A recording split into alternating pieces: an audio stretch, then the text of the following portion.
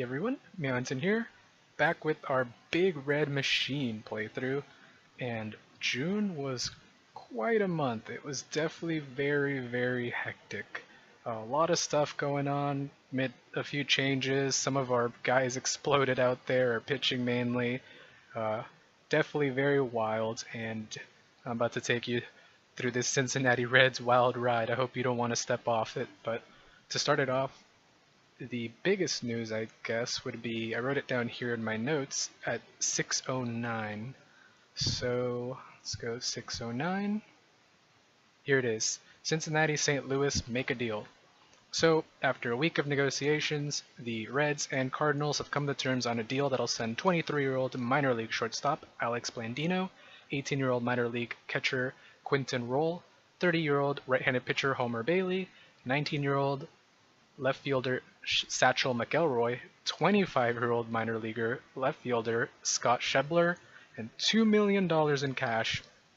So all of that to St. Louis for 18-year-old minor league left-hander Diego Cordero, 19-year-old minor league right-hander Jordan Hicks, and 19-year-old minor league first baseman Dario Gomez. So as you can see, we got rid, I should say, of 3 prospects, 1 minor league player who I guess can add depth to them, and then our starting pitcher who has a fairly big contract for 3 rookies, basically. We got rid of a lot of offense for some pitching, and I'm going to go over them right now. So first is Alex Blandino, who is a 4-star shortstop who was doing pretty well in Double-A, and he hurts a little to lose, but it wasn't too big of a deal. I decided that I could let him go. We don't really have an immediate need at shortstop for now, and I have a lot of younger shortstops coming up in a few years anyway, so we can hold off for that if need be. Quinton Roll, a catcher prospect, who is pretty highly touted at 4.5 stars. He was batting very well in the rookie leagues. He moved up from one rookie league to another, didn't really get too many at-bats, but was doing well in those few that he did get. Seems like he can be a very good all-around catcher, still fairly young, good ability. All he needs to work on is his arm and his defense a bit. So, took a little bit of a hit there, but that's okay. Homer Bailey, that everyone knows, pretty solid pitcher. Was a little bit tough to lose him, but I really wanted to free up the money. Satchel McElroy isn't really that amazing. He's a 1.5 prospect, but he seems like he could at least be like an average player. And then this guy, who I said was the like minor league depth guy, who can basically add a little bit of depth to people in their minor league rosters, but I guess they needed him in their major league just to be an outfielder because he's got 26 at-bats with the Cards right now in the majors, and he's doing pretty well for himself. So yeah, I mean, he was doing well for us in AAA. He was a good little depth guy to have in case somebody goes down. We can pull him back up, or not depth for us, but just someone to have in case someone goes down due to injuries.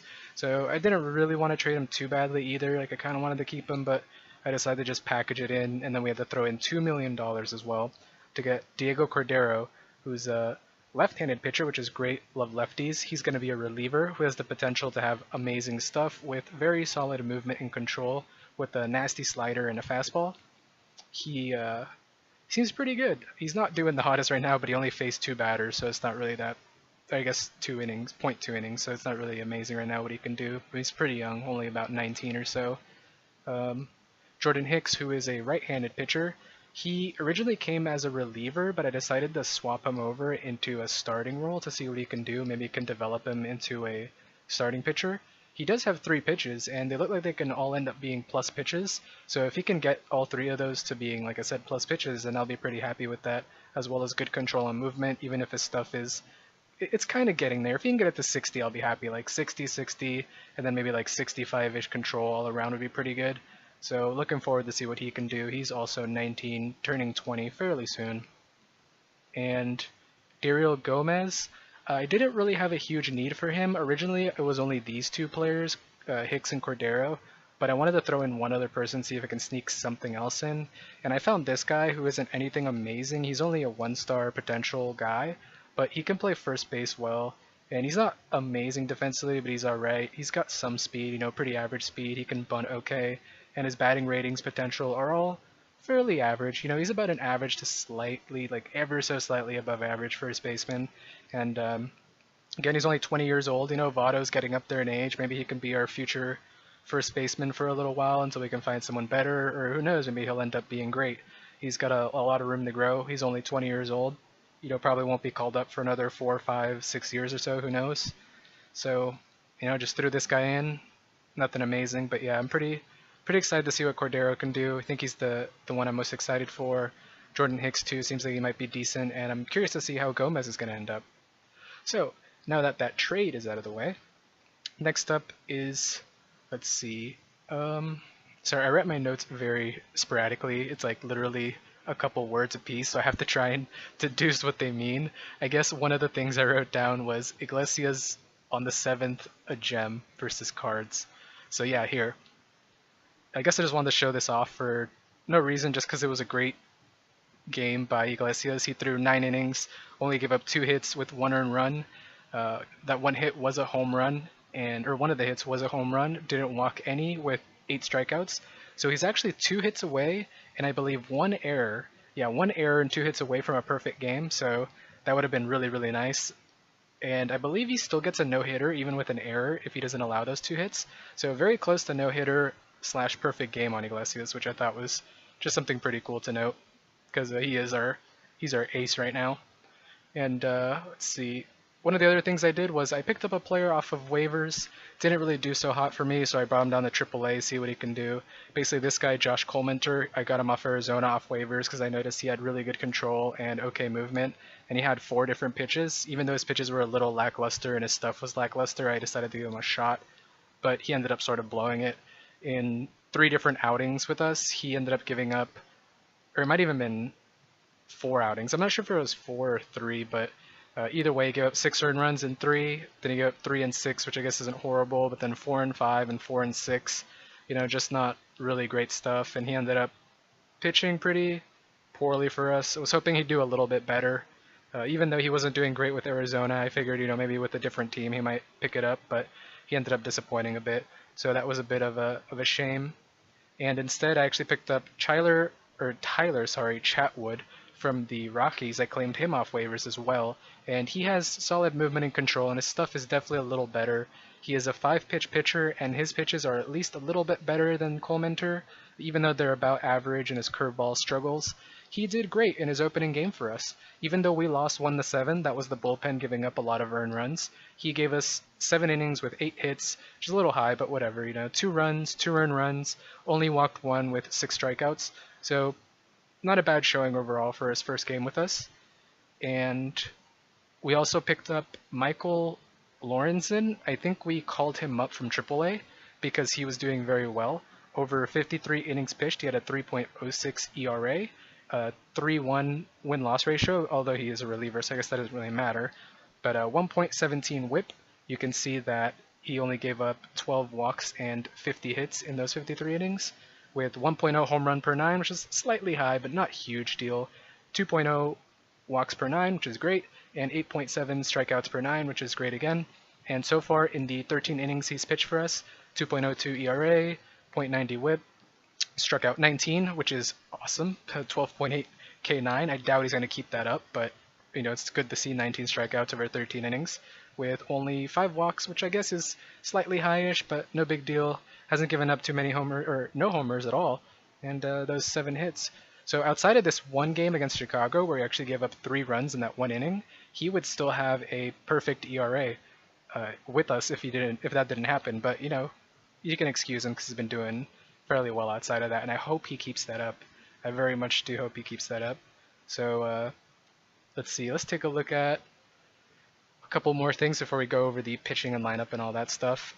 Injuries, for some reason. This is why I hate doing higher injuries instead of normal, because I feel like even though it is realistic in the amount of injuries you get, I feel like you get serious injuries a little bit too often, because I swear everyone in my team is going out with like flexor tendons and rotator cuffs and everything out for like weeks and months at a time. So check this out. Moretta, he isn't good, alright, so it's fine, but it's like torn flexor tendon in his elbow, 9 to 10 months, alright? Torn flexor tendon, Mela. So after we lost Reed, right, this guy, Cody Reed, for the entire year, then we lost our next best pitching prospect, which is Curie, I think that's how you pronounce his name, Mela? Or it could be Maya, but it's probably Mela. we lost him to a torn flexor tendon 5 to 6 months, so he's out too. He was in AAA, other guy was in AA, so lost those two for the entire year. This other guy, Weems, too, torn labrum shoulder for the 5 months. And then we have another guy who was a great prospect, center fielder who can actually play all the outfield with pretty average to slightly above average, I guess, eye and discipline, and then his gap power being pretty good. So he's not like amazing in terms of batting, but he's solid, and he's fast, he's quick, and he's good defensively, right? Was batting 263, 335, 389. It's not amazing slugging, but good on base percentage, good average. And a couple homers there, doing well in AA, promoted him to AAA, started off well, hitting 5 hits over 11, ruptured tendon in his finger, out for 4 months, which is now 3 months. So yeah, we've been losing all of our prospects, which sucks because it's like, we needed to get them, what's the word, practice and just development, yeah, like develop themselves this year so that we can maybe call them up next year or the year after. It's I don't know, I hate big injuries like that because you don't want to see them come back and then just be awful and worn out. So I've been really trying to build up my minor league potential in the farm system. You can see here the very high star ratings all across, a lot of really young bloods here in Rookie League, a couple here in Rookie League, a couple here in Rookie League, quite a few in this Rookie League as well. Even in mid-A, we got or is that low A? I guess low A is what it's called. We got, a couple people here, A+, few here. AA, we don't have too much really, but I mean, at least we got this guy, Trahan, who seems solid. Taylor Sparks is alright, a little bit here, and then our AAA is where it's lacking because everyone's getting injured. But we do have Winker, who seems pretty solid. He can be, I say an above average left to right fielder, so I might pull him up in the right field if he can keep hitting well in AAA, maybe call him up next year, because Jay Bruce is really struggling a lot, and I'm thinking of getting rid of him, maybe trading him this year before the deadline, or just letting it run out because I think I have a team option next year regardless. And let's see, who is this guy? Jagiello?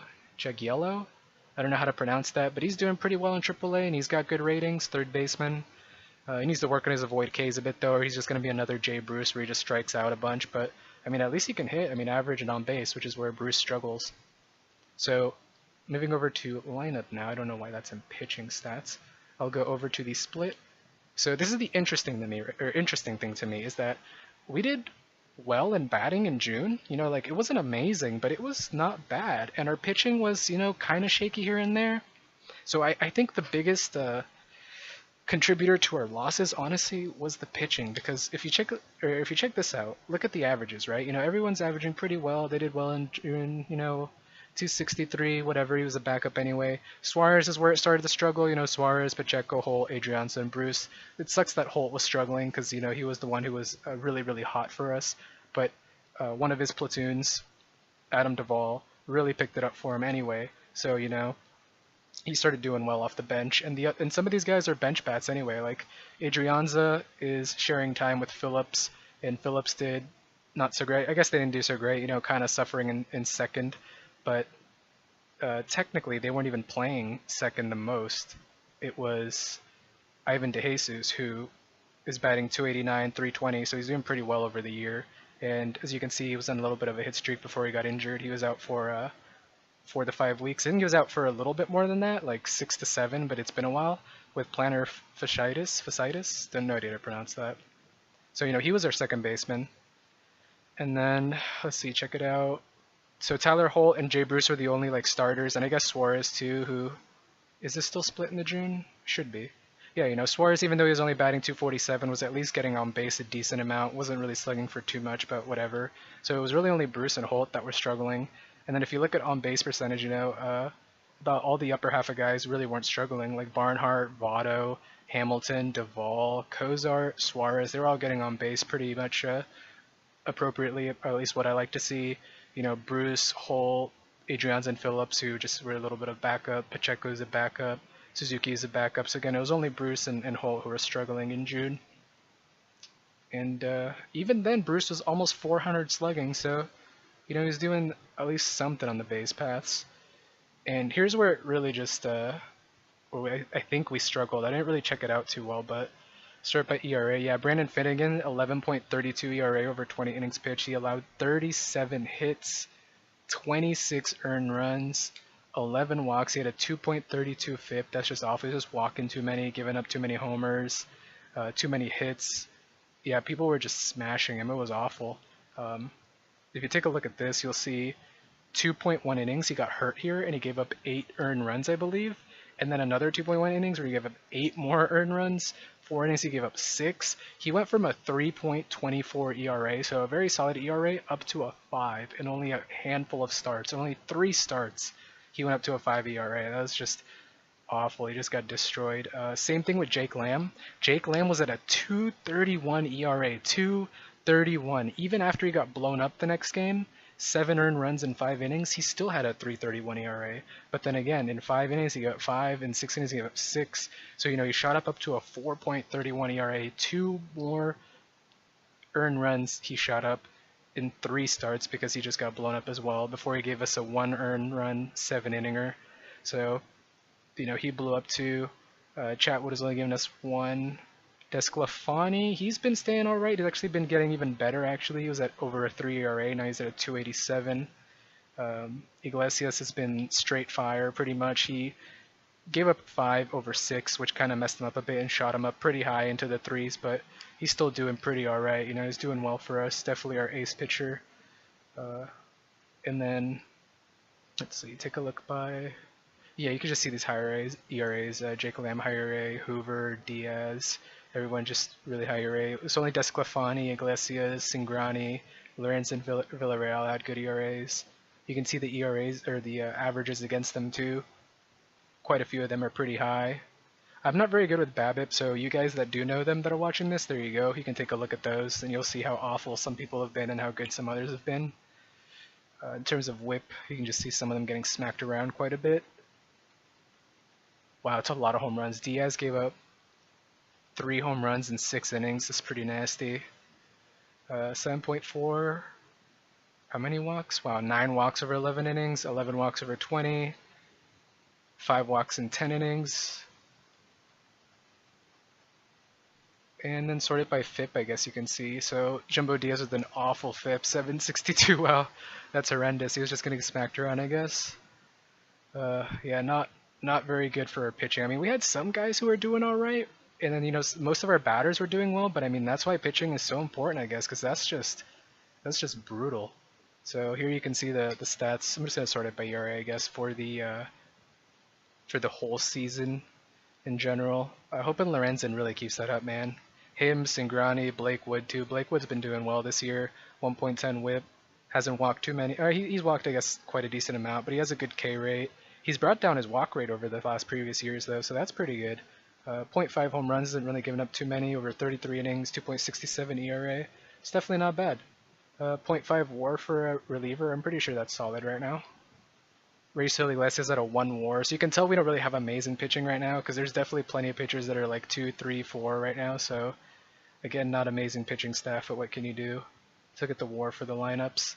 2.9 from Votto, he's killing it. Even Billy over here at 2.7. He's batting 278, 334. Even slugging 400 that's insane. It must be all these doubles. He even has 5 homers. How many homers has he had in the previous years? 5, 4, 6, 0. So he's already on pace to double his. No, not really. No, I'm wrong. He's not on pace to double it, but he will reach his previous rates if he keeps this up and surpass him. So. Let's check some arbitrary stats. Jay Bruce leading our team with 16 home runs. Who's got the most plate appearances? Hamilton at 346 at bats. Hamilton at 316, I believe. Hamilton 88 hits. He's leading with 15 doubles. Cozart right behind him. 4 triples. Barnhart, who isn't very speedy, he's got 3 triples. So 16. Suarez at 12. Votto at 12 in terms of home runs. 43 RBIs. Suarez is leading us. 42 for Jay Bruce. Runs leader is Votto at 45, walks so much. Votto is just destroying the walks. There is a reason this man is at over 400 on base percentage because he's got 66 walks. Second is Barnhart at 30. He's been intentionally walked 7 times. Most strikeouts is naturally Jay Bruce with a whopping 90. Right behind him are Votto and Suarez at 69, 67. And then let's look at stolen bases. The league leader Hamilton at 37, but he's gotten caught stealing 12 times, which is what? That's like 33% roughly caught stealing, which I'm pretty sure is high. Yeah, I'm pretty sure that's pretty high. So I might want to tone down his steals a bit because it seems he's getting caught a little bit too much. I'm pretty sure I've already set game strategy. Yeah, I've already toned it down because I had stealing bags a little higher. So I guess I'll just leave it where it is. If he gets caught, he gets caught. I'll leave it be. So yeah, let's see. Am I missing anything? Ivan DeJesus? Yeah, he was hurt. Why did I not see him? Okay, yeah. So Ivan DeJesus, he is hurt. I already went over him. Yeah, and then Phil Irvin. Did I go over him? Yeah, I went over Phil Irvin. Clementor, Curie, yeah, and then Ryan Matthias, I guess? It said he was hurt and he's good to go now, so I'm wondering why it hasn't told me to bring him down now, but he's been pitching kind of poorly for me, so I'm probably just going to put him in AAA, to be honest. I mean, dude, I don't even know if I really have a need for him right now. Because I was going to replace him with somebody anyway, I think Chatwood. I was going to put Chatwood and Lorenzen as relievers, and I was going to have another fifth slot guy, but I couldn't really do that whole fifth slot thing because, you know, Reed went down and I couldn't even try Mella up here, although I guess his control was a little bit low. So yeah, I know what I'm forgetting. One last thing. Yeah, I knew I was forgetting something, which is why I was stalling a bit. International amateurs. So I cheated a bit and I simmed into July just to get into the international amateur pool, and there are two amazing players right now that, oh man, I was so tempted to do it, but I decided against it. There is Miguel Tapia, who wants $4 million. He's probably going to go for like 5-6 million probably. But look at these potential ratings. 98 avoid K, 64 iron discipline, 60 home run power, 82 gap, and 100 contact. He is disgusting at the bat. The only problem is his defensive ratings and speed are awful, but I mean, look at this, like, that's a superstar bat right there, and his BNN page is not that great though, so I decided to go against it. I'm like, you know, not great base running, not great defensively, even if he's great at batting and his BNN page isn't good, and he's super expensive. Like, I don't know if I want to go 5 mil for this guy. And the next one was this guy, Danny Salazar, who wants 6 million, 100 contact, 100 gap power, 69 home run power, 39 discipline and I, and 61 avoid Ks. And he's really good on the base paths, and his defense isn't really that great, but at least he can play left, center, and right. And he's still really, really young, so you could, really work him and make him get better at those. And he has great range because of his speed, so all he needs to work on is his arm and his error. But I mean, he's going to be an amazing contact hitter with some power, avoid Ks, so he won't really strike out. He'll always make contact, even if he doesn't walk a lot. Like, this is a guy who's going to end up getting quite a few home runs per year if he pans out being as good as he is, and he can steal bases too if he does get on base and doesn't homer. And his BNN page is pretty good too. So yeah, I was so tempted to just go all out, but the problem is I'm going to have to spend over 10 million just for these two guys alone. And if they don't end up panning out, that's so much money wasted.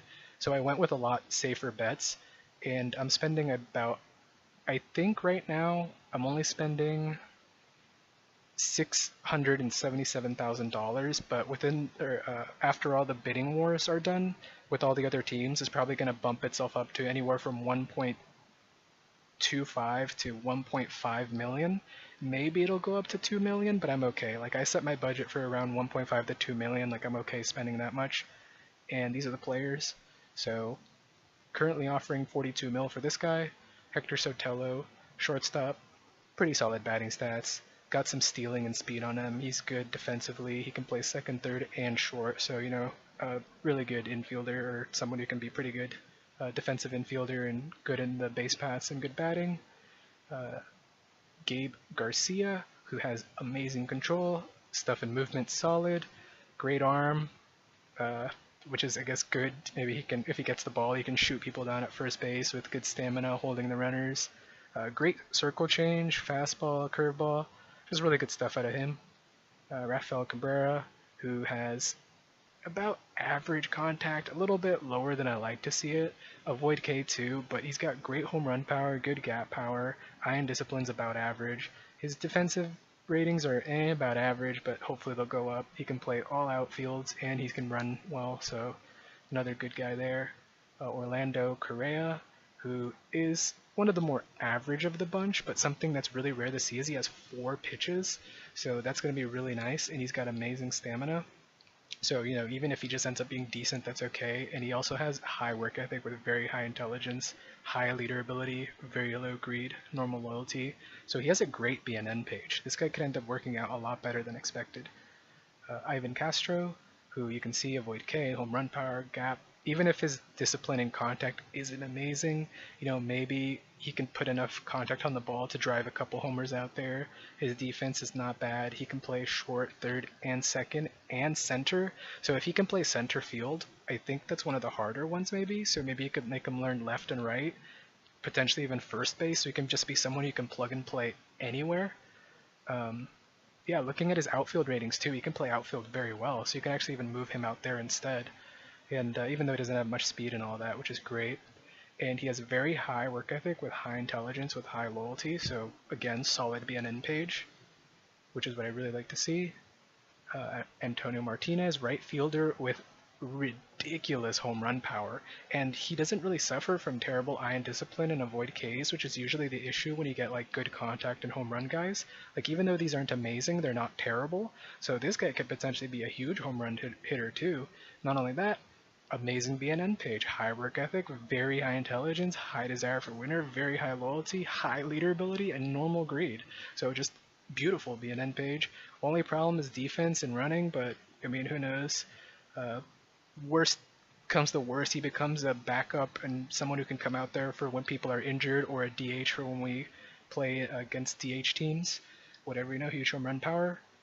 And lastly, Manny Carranza, who is very, very good. Amazing stamina, good pitcher rating. He has a disgusting amount of 6 pitches. He has a forkball, a splitter, knuckle curve, change, curve, and cutter. So he doesn't even have a fastball, funny enough. It's very weird coming out of him. Crazy stuff out of this kid. Good control, movement stuff, a lot of good stuff. And his BNN page seems pretty normal, except low intelligence, but that's fine. I'm really excited for this guy to see how he turns out, because 6 pitches, that's something special. That alone is what makes his stuff so high, so that's going to be good no matter what. And all he needs is control and movement. So, yeah, we'll have to see how he turns out. And I guess that's about it. Let me just go really quickly to info so you can see exactly how we did. 12 and 15 in June, 1-0 so far in July, so we went 13 and 15, which is under 500, sadly. You can check out the schedule here to see what teams we've won and lost to. Texans smacked us around quite a bit. Chicago beat us up. San Diego beat us up too.